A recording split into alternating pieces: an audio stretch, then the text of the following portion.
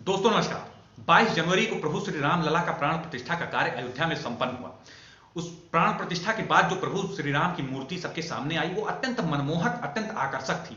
प्रभु श्री राम की मूर्ति देखने के बाद और खासकर उनके नयनों को देखने के बाद मानो निगाहें हटने का नाम नहीं ले रही हैं, इतने मनमोहक प्रभु श्री राम के नयन हैं।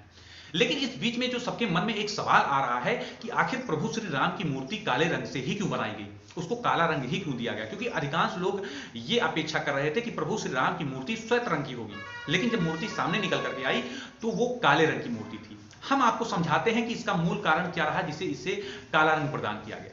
इसके दो कारण रहे, एक तो पौराणिक कारण और दूसरा वैज्ञानिक कारण। हम सभी जानते हैं कि भगवान विष्णु के जितने भी अवतार हुए हैं वो सब सांवले रंग में हुए हैं, चाहे वो भगवान श्री कृष्ण का अवतार हो चाहे प्रभु श्री राम का अवतार हो। काले रंग को कृष्ण वर्ण कहा जाता है, अर्थात श्याम वर्ण। इस मूर्ति को श्याम वर्ण प्रदान किया गया है, जिसका पौराणिक कारण यह है कि प्रभु श्री कृष्ण का रंग इस मूर्ति को दिया गया है।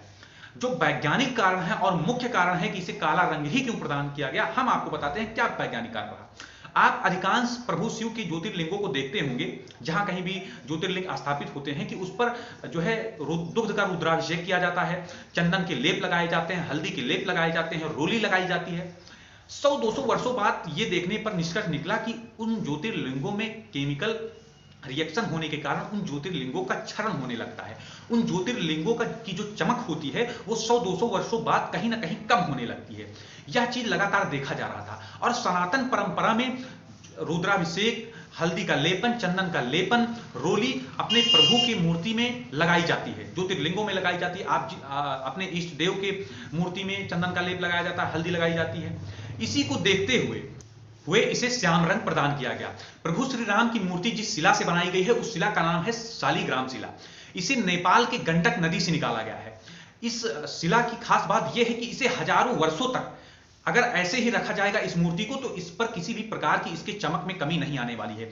इस पर कितना भी चंदन का लेप, हल्दी का लेप, रोली लगाई जाए, इस पर किसी भी प्रकार का प्रभाव नहीं पड़ने वाला है। इसे नेपाल के गंडक नदी से निकाला गया है और इसे कर्नाटक के मैसूर के रहने वाले अरुण योगी राज ने बनाया है।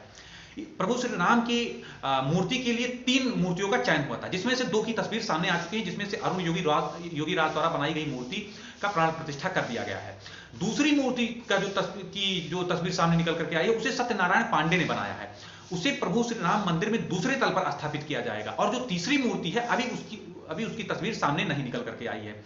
जिस मूर्ति का प्राण प्रतिष्ठा किया गया है उसकी लंबाई 51 इंच है। हम सभी जानते हैं कि और प्रभु श्री राम को बालक रूप में विराजमान किया गया और किसी भी बालक की औसतन 5 वर्ष में औसतन लंबाई 51 इंच, 52 इंच, 53 इंच के करीब होती है। सनातन परंपरा में 11, 21, 51, 101 को शुभ माना जाता है, इसलिए इस मूर्ति की लंबाई 51 इंच दी गई है।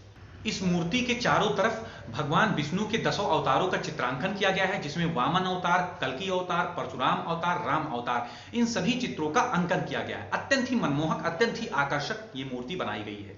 इसीलिए मुख्य कारण, इसका जो वैज्ञानिक कारण था यही था कि इसमें किसी भी प्रकार का केमिकल रिएक्शन नहीं होने वाला है। इसी प्रकार की वीडियोज के लिए आप हमारे चैनल को, राजनीतिक विमर्श को अवश्य सब्सक्राइब करें। नमस्कार।